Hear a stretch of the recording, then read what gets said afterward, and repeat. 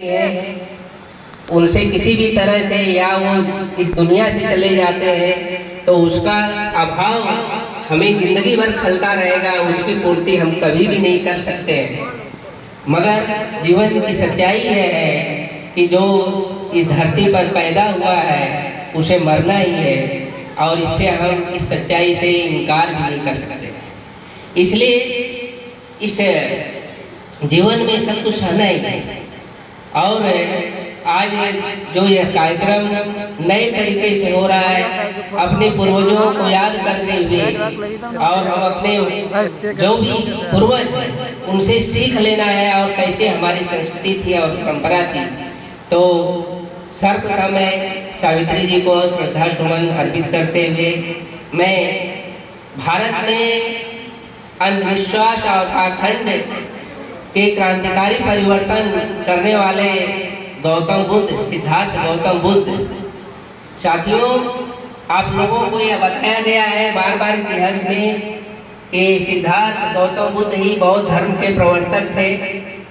यह बात सही नहीं है, जबकि बुद्ध से पहले 27 बुद्ध इस भारत में हो चुके थे और हमारे पुरखों की परंपरा सिंधु घाटी सभ्यता से चलती है जो आज के 5000 साल पहले थी और दुनिया की सबसे विकसित सभ्यता थी।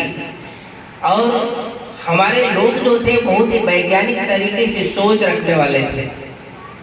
समाज की दशा दिशा बहुजन हिताय बहुजन सुखाय, यानी इस समाज के बहुसंख्यक लोगों के कल्याण कैसे हो, इस पर चिंतन मनन किया करते थे और उसको जो है आगे बढ़ाते हुए सोचते थे। इसलिए सिंधु घाटी सभ्यता का पीरियड और बुद्ध और सम्राट अशोक का ही पीरियड, दो पीरियड जो काल रहा है वही भारत का सोने की चिड़िया कहलाया। और महात्मा गौतम बुद्ध को विश्व गुरु माना गया। विश्व गुरु वही है, मगर भारतीय इतिहास में विश्व गुरु कौन थे इसकी चर्चा नहीं किया जाता, नहीं बताया जाता, क्योंकि वह आपके हमारे पूर्वज थे। वह सारे के सारे जो है बुद्ध अशोक जो थे वह हमारा रिश्ता खूनी रिश्ता है, हमारे पूर्वज थे। इसलिए चूंकि भारत में विदेशी शासन चल रहा है और जिन विदेशी ताकतों ने खत्म किया आज के 2200 साल पहले 130 पीढ़ियां हमारी गुजर चुकी, वही उनकी ही पीढ़ियां आज सत्ता में है, इस बात को जानने की जरूरत है। और उन्हीं ने जो है अंधविश्वास पाखंड ढोंग सारा कुछ जो है कि फैला रखा है। इसलिए जब भी चर्चा होती है तो बुद्ध दुनिया के इतने बड़े वैज्ञानिक थे, एक बहुत बड़े डॉक्टर थे, सर्जन भी थे बुद्ध, बहुत बड़े दार्शनिक थे, बहुत बड़े सामाजिक सुधारक थे। अंधविश्वास पाखंडों के खिलाफ जो है बहुत पहले वो लड़ाई लड़े थे और इसके पहले भी वो 27 बुद्ध भी लड़ रहे थे, ऐसी बात नहीं है। अभी हमने जो है कि वो किताब है कुछ मेरे पास, उसमें हमने लिखा, उस लेख में गांव के लोग पत्रिका है, तो मैंने बुद्ध से पहले 27 बुद्धों का बाई नेम चर्चा भी किया पत्रिका में। और चौरी चौरा जो कांड है हुआ 100 साल पहले, हमारे पूर्वजों का जिसे कानून तेली हलवाई चौधरी यही को हार चमार पासवान पासी जितने सबको जो होता है कि एक तरह से विद्रोही और गुंडा गांधी नेहरू ने करार दिया जो आज़ादी की लड़ाई लड़ रहे थे। तो वो किताब भी चौरी चौरा में भारत के इतिहास में 100 साल के इतिहास में पहली बार वो किताब जो है सुभाष चंद्र कुशवाहा ने लिखी। कुशीनगर और देवरिया के आसपास है, 300 पेज की किताब, वो किताब भी अवेलेबल है यहाँ पे। और जिसमें उन्होंने लंदन के पार्लियामेंट के डॉक्यूमेंट से और भारत में जिन जिन लोगों को जहाँ जहाँ फांसी हुई थी 225 लोगों को, उसमें 19 लोगों को फांसी हुई थी और लोगों को सजा हुई थी, किन किन जेलों में मौत हो गई, कितना तड़पा तड़पा के हमारे पूर्वजों को मारा गया। जमींदार राजपूत ब्राह्मण अंग्रेजों के समर्थक थे, बहन बेटियों के साथ रेप बलात्कार कई महीनों तक चलता रहा। वो सारी चीजें जो है सुभाष चंद्र कुशवाहा ने पहली बार भारत के इतिहास में जो है कि गांधी नेहरू और उस समय के पूंजीपति सामंत जो राजपूत ब्राह्मण हुआ करते थे उनकी पूरा पोल खोला उस किताब में। और फिर वो गांव के लोग में चौरी चौरा का 100 साल पूरे होने पर वो पत्रिका भी अभी आई, अभी मुझको परसों मिली, तो बनारस से राम जी यादव संपादक है उसके। तो हम लोगों ने करीब जो है कि 30-40 लेखकों ने जो है कि चौरी चौरा पर विशेषांक भी निकला है, तो हम लोगों ने पूरा इतिहास को पूरी धज्जी उड़ाया उसमें, मतलब जो सही चीजें वो लाई गई है। तो वो पत्रिका भी पीछे आप लोगों के अवेलेबल है, ये पढ़ना चाहिए। अभी आप लोगों ने जैसे ईवी पेरियार रामास्वामी जो दक्षिण भारत के पिछड़े समाज से थे, इतने बड़े क्रांतिकारी थे कि जो आज लड़ाई हम लोग लड़ रहे हैं, मृत्यु भोजन विश्वास पाखंड जातिवाद वर्ण व्यवस्था, वह जो है कि आज के जो है 100 साल पहले वो लड़ाई 1920 के आसपास लड़ रहे थे। और उन्होंने बनारस में आए, काशी में आए, और काशी के ही जो है कि साथ में इनके साथ तमिलनाडु के 2 ब्राह्मण आए। जब ब्राह्मणों को पता चला कि ये 3 आए हैं और 3 में एक शूद्र है, तो इनको इतना मारा पीटा गया और मार पीटा कर भगाया गया बनारस से। इसके बाद जो है जो ब्राह्मण जो मित्र आए हुए थे उनको रखा, क्योंकि वो ब्राह्मण थे। तो साथियों, पेरियार रामास्वामी जैसे लोग जो पिछड़े समाज के थे, इतने बड़े क्रांतिकारी थे, और आज उन्हीं की देन है कि तमिलनाडु में 69% रिजर्वेशन लागू है ओबीसी SC ST के लिए। और भारत का संविधान जो है सुप्रीम कोर्ट कहता है 50% से ज़्यादा रिजर्वेशन नहीं दिया जा सकता है। तो तमिलनाडु में, आंध्रा में कौन सा जो है कि भारत का नियम कानून लागू है, वहाँ पे लागू है। मगर हम लोगों को अपने अधिकार मालूम नहीं होने की वजह से, जानकारी नहीं होने की वजह से ये लड़ाई आज हम लोग नहीं लड़ पाए।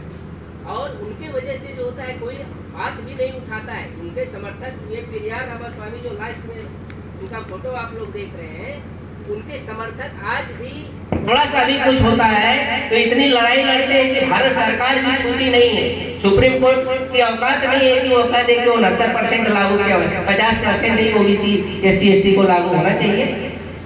तो इस हम लोगों को अपने अधिकार नहीं मालूम होने की वजह से सारी समस्या है।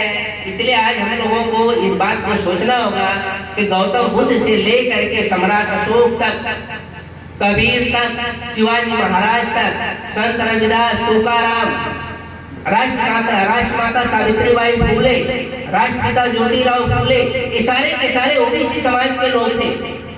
अगर मैं कहूँ तो अशोक के समय में जो हम लोगों का शासन चलता था, ये कोयली जमात पासवान, आज के डेट में जो मुस्लिम भी है, सारे के पूर्वज थे, एक ही थे। तो वह जो होता है मौर्य साम्राज्य के नाम से सबका शासन चलता था।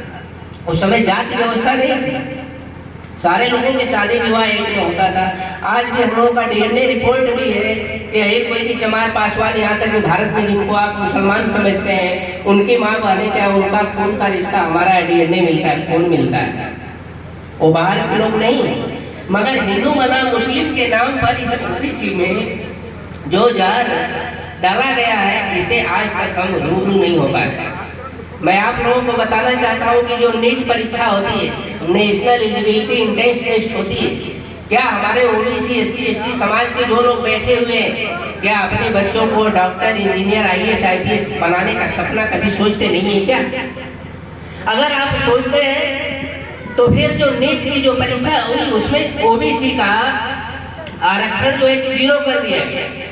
16 नवंबर 1992 से जो है अब तक 29 साल होने जा रहे हैं नवंबर में, ओबीसी के लिए 27% आरक्षण लागू है भारत के संविधान द्वारा कम से कम। वो तो गलत हुआ कि जो है 54% आबादी को 27% दिया गया, वो भी जो 27% दिया गया न तो IAS में लागू है, न IPS में लागू है, न यूनिवर्सिटी में उच्च शिक्षा में लागू है, कहीं भी किसी एरिया में लागू नहीं है। 27% ओबीसी के लिए आज भी लागू नहीं। मगर हमारा ओबीसी का जो नौजवान है वो पूजा पाठ में कांवर यात्रा करता है भगवानों को खुश करने के लिए। ब्राह्मण चाहे क्षत्रिय जितने उच्च जातियां हैं, सब आपके अधिकारों पर डाका डाल रहे हैं, सब कुछ ले रहे हैं।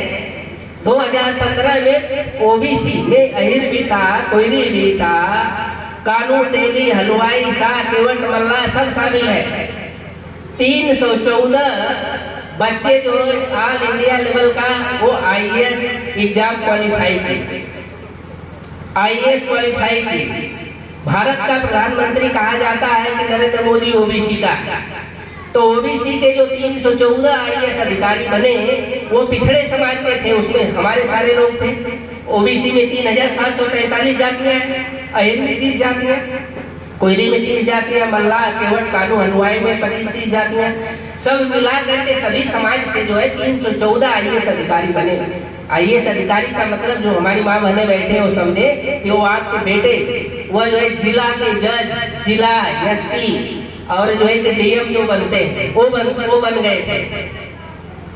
मगर नरेंद्र मोदी की सरकार ने देखा या ब्राह्मणों ने देखा सिस्टम में है, वो व्यवस्था में है कि ओबीसी के 314 आईएएस अधिकारी अगर बने तो डीएम बनेंगे, एसपी बनेंगे। और भारत में 600 जिले, 600 जिलों में से तो आधा जिला पर कब्जा होगा, 314 जाएंगे। तो उन्होंने जो है कि क्रीमी लेयर लागू कर दिया, कहा कि जो क्रीमी लेयर 8 लाख बढ़ाया था उसको 6 लाख कर दिया। और 6 लाख जैसे ही किया, यानी क्रीमी लेयर का मतलब जिस अहिर कोयरी